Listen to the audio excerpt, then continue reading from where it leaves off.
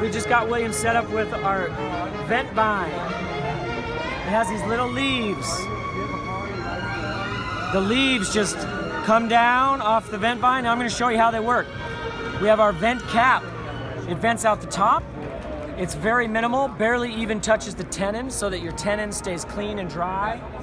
And you just set that in there, and you see how it vents out the sides? You can see through that. Oh yeah. So that way you get lots of air flowing into the horn. And when you're done playing, you can just take the vent vine, and each of these leaves, you see this little triangular shape here? Yeah. So that triangle is what just centers up on the tone hole. See how it goes in safely onto the tone hole? And it locks in place because of the downward pressure on the key. You know, the key goes down onto the tone hole, so that triangle just locks in place. And then the little bump, see how the bump is hitting the resonator, not the leather? Can you see that with that angle? And let's show you some more. So you just put that in. There you go. Can you see that? And so then, now we're gonna go on to the next key. I'm gonna try to do it from, let me see, I'll do it from this angle so you can kind of see it going in. So you just open the key and you just put it in. Can you see that okay? Yeah. And you just put it in over the tone hole and then you close it and it's locked. It's gonna slide wherever it needs to go, but it's not touching the leather. It just touches the resonator and the tone hole. This is part of our patent pending technology to leave your keys open to dry clean. And then you just keep on going down. Now that was really slow, but you know, this isn't crazy complex. That had like 20 or 30 seconds to your routine. Yeah. Once you learn how to do it, right? You can just do that real quick, and then that leaves all the keys open. You gotta right? do that. 'Cause this is a major problem right here. Big time. It's totally Big awesome. time. Because if you let this go, you can show up to a gig and you can't play a note That's right. because this is gone. Yeah. Yeah. You blow out one of these pads, and nothing below it's going to speak. Last week it had happened to me. Really? I had to put saran wrap on it, Oh. and tie it down really strong. Then it worked, but then I had to put something like a band over it, but I had to make it where I could draw and tie the band the right tension. Because if it's too tight, then it bends the key. So you have to. So I'm just saying this is. You were a Boy Scout, I think. Yeah. Oh, yeah. Yeah, Oh, yeah. You made that Most happen. Definitely. Well, Oh, yeah. Yes. But this is, so what I'm saying, I don't care if it took 10 minutes. It's a whole lot, Right. a lot easier Nice. than putting saran wrap on and, trying to salvage a burnt out pad. Yeah. Now these are great, especially when you have brand new soft pads, because it radically extends the life. Oh, man. And this will keep them healthy a long time. Man. So the other thing, especially since this is a tenor, now when we're playing tenor, right? Yeah. It's often leaned forward. Now, when we cap in moisture and we leave keys shut, that grows sticky gunk. Yeah. And then you blow it, and guess where it goes? It goes onto the bis key. That's why the bis key sometimes gets sticky.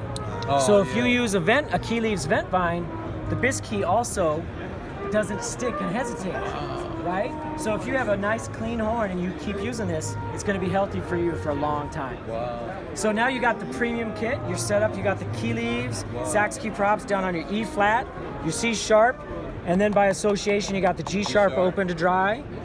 It doesn't touch the leather. And then here, same thing, you got your vent vine, and it doesn't touch the leather, it just touches the resonator and the tone hole safely without touching the delicate pad seat or the leather. Wow. And then look how it goes in the case, man. After it's in, Yeah. you just take it. It's great. I mean, this is a fantastic case. It really is. I gotta hand it to Trevor James. It's not overdone, and look how it's holding. It holds at the bell. It holds right here where there's nothing. It holds around the guard.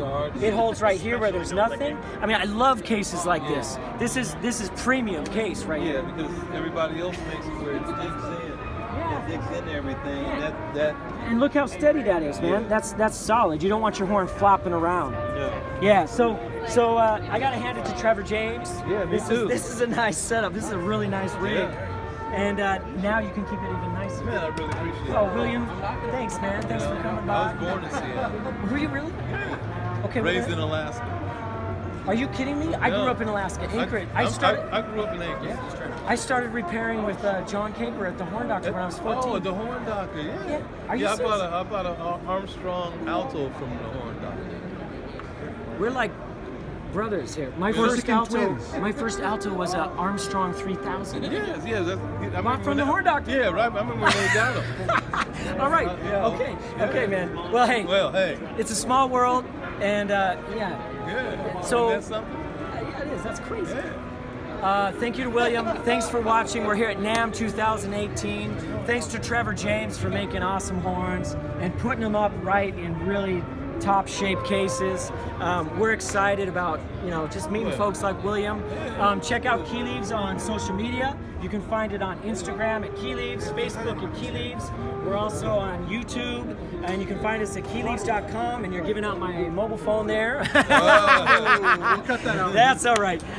Anyway, thanks a lot, everybody. Ask questions in the comments, message us, and we'll talk to you again soon. Thank you so much. Thank you, William. Awesome. Yeah. Are you serious? I thought you were going to say LG.